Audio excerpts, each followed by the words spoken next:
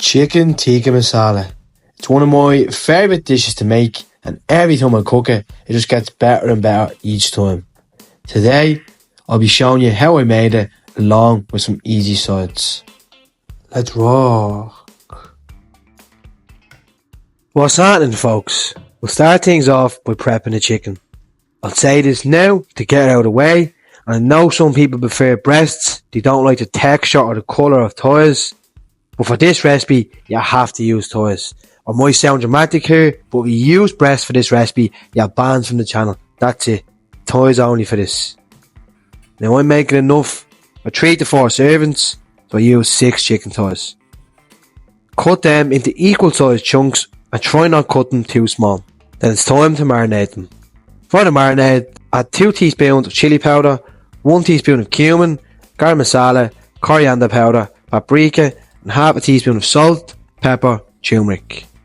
3 cloves of garlic and a thumb-sized piece of ginger finely grated.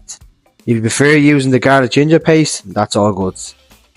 2 tablespoons of yogurt, then lastly, juice of 1 lemon. Give that all a good mix and let that marinate for at least an hour, or ideally overnight if you can, like I did. This makes such a massive difference in flavours, it's well worth it. Next, we'll start the sauce. Firstly, prep the veg, which is 2 red onions, 5 to 6 good quality tomatoes, then at least 1 green chilli. I use 2 for some extra heat. If you want to use more, go ahead. But remember, even though they are small, they do pack a punch, just like me. As always, when prepping veg, have something to store the veg you just prepped and one for the food waste. It makes cleaning so much easier. Dice your onions and chilli as fine as you can, as we're going to be browning them off first. Then for the tomatoes, there's no real certain way to do them. Just cut them wherever you'd like and make sure they're equal sized. Get out a pot or a pan that's big enough to contain the sauce and the chicken. Turn it to medium-high heat. Add 3 tablespoons of ghee. If you don't have ghee, some oil and butter will do the job. But when cooking with Indian food, ghee makes such a difference, and it's very easy to get. You can get it in most shops.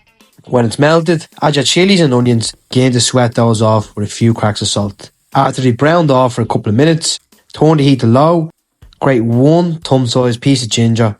Add in 3 cloves of garlic. Then 2 teaspoons of chilli powder, cumin, coriander powder, 1 teaspoon of paprika, garam masala, kasuri methi, aka dried fenugreek leaves, then half a teaspoon of turmeric. Mix all those spices in well. Turn the heat back up to medium-high and toss in half a cup of water, all those tomatoes, and add a few cracks of salt to help sweat off those tomatoes. And have some patience here. Let these cook away without touching them for around 3 minutes. Keep stirring and breaking them down. They will begin to form a sauce, as you can see here. Then lastly, just throw in a handful of fresh coriander. If you can, use fresh tomatoes. They add more richness, and just fresh is always better. I know it is convenient just getting a tin of tomatoes, whacking it in, but chop your own tomatoes, toss them in and letting them wilt and cook down till you get a nice kind of like paste consistency like this. Just obviously add more flavour. Even if you are using chopped tomatoes, the thing is with Indian cooking, you have to give it a bit of time, let it simmer for a while and let the flavours get to know each other. If you're in a rush, maybe Indians aren't the meal you should be cooking, in my opinion. You get the full flavours of everything, you just let it cook slowly and mesh all together. Same with anything really, but especially with Indian food. Yeah, but before I blend it, that's what we want. Let's look at that. This smells amazing as well, by the way. Good. After you've let it all cook together for around 15 to 20 minutes, your tomatoes should be fully broken down. It's time to blend it. Just add some water to loosen it up first. If you have a food processor or a proper blender, which is the best to use to get it as smooth as you can, use that. But if not, you're like myself, just use a hand blender. Blend it until it's completely smooth and silky. Then add around 100 to 150 ml of cream. Now, this part is completely optional, but I like to add some red food colour to it, as this is what they do in some takeaways and restaurants to give it that nice red colour. This doesn't really matter at all. You probably never even had red masala. I just like doing it. Warning though, don't use loads of this red food colouring, and your shites will look like the Red Hulk. Now, if you're new to the channel and enjoying the content, folks, why don't drop a like, subscribe, it's much appreciated. Now that our sauce is fully come together, I like to give it a little taste to see if you need to add anything else. For example, I wanted mine a bit more spicy, so I added some more chili powder and a bit more salt. If you're having this on the day, let this simmer away in the background while you make everything else. Or if I like myself, I made the chicken, the sauce and the rice the day before and just stored it away. So I'm just putting this in the food container, let it cool down and whacking it in the fridge, and I'm going to heat it back up tomorrow. Doing this will let these flavours enhance even more. For the rice, I just wanted to spice mine up a bit and not have it plain and boring. This is sort of like a pilau rice. It's missing a few things that would make it fully that. But I did throw some spices in that would be in a pilau rice. Which was 1 teaspoon of turmeric, coriander powder, kasuri methi, garam masala, cumin, half a lemon, a few cracked salt and pepper. Then I added some leftover fresh coriander at the end. The rice I used was basmati. Using a rice cooker for this makes such a massive difference in the texture that you can't achieve by boiling. The textures are the way you would get rice in a restaurant or a takeaway. It's because this is what they're using proper stuff to cook rice properly. Now if you want to skip the rice or even just buy microwave rice, go ahead. The main thing in this dish is the masala. The next side I made was some homemade garlic and coriander naan. I made a really simple version. I'm sure there's fully authentic and better versions than this out there. But this is just a simple one to show you how easy it is to make a really delicious homemade naan at home. Now to a mixing bowl, add 1 cup of flour. I like to just start off with this, as if it's not enough, you can always just keep gradually adding more flour to adjust it till you get the correct texture. And season the flour with some salt, pepper and 1 teaspoon of sugar.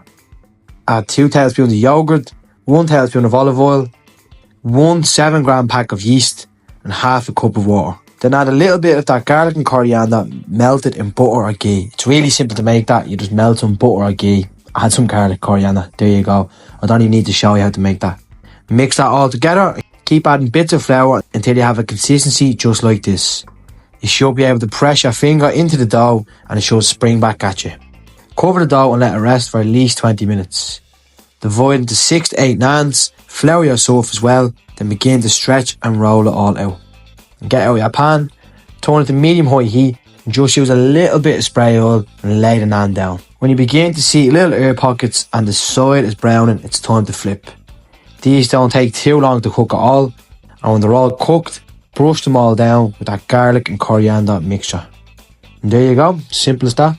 If you want to cook these the day before, you just let them rest. If you want to heat them back up, just whack them back in the oven on low heat, or you can put them in the pan again. They're really easy, simple as that. If you don't want to put the garlic and coriander mixture on it, that's all good. That's down to you, yeah? Maybe just brush a little butter and olive oil over to glossen it up. Simple as that. Your sauce is simmering, the naan and rice is finished. Now it's time to cook the chicken. I like my chicken in my Indians to get some nice colour on them. I don't have an open top grill to get the best effects on this, so I like to cook my chicken in the oven by stacking it up on skewers. You can just cook your chicken in a pan, but doing this brings better depth of flavour. Cut something like a potato or an apple in half, stick 2 skewers in and stack that chicken. Spray it down with some spray oil. Make sure there's enough space in your oven, it's fully preheated, and cook it for around 15 to 20 minutes on 180 degrees. You want the chicken to get a nice colour all around. Don't worry if it's not fully cooked on the inside, as we're going to be finishing off in the sauce on low heat. Let that simmer away on a low heat for a couple of minutes while you clean up and begin to get ready for serving. Now I like to add a little splash of cream and some more red food colouring. As I said, the food colouring is just totally optional.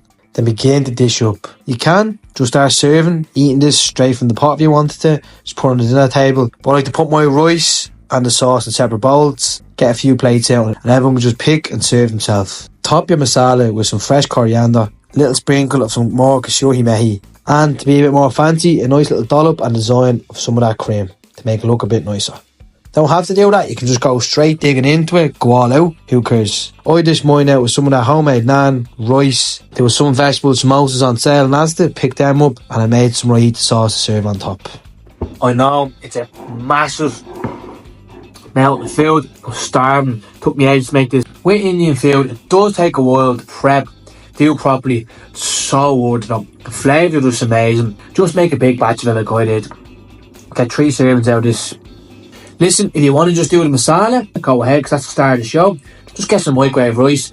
I just got some samosas I whacked in the air for it because they're on sale. Didn't make them myself. Just get some garlic naan bread out of the shop. It's actually pretty nice. You just whack it in the oven. Obviously homemade is better, but you know what I mean. The masala is the star of the show. Trust me, pick a day. Pick a day. Go out and do this. Takes a bit of time, but it's so worth it. You just do it right in, prep some things the day before. Let yourself some time.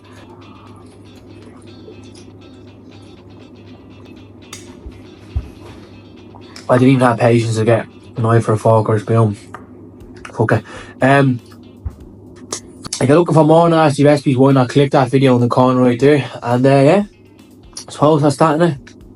Tops. Don't forget to stay nasty, folks. Get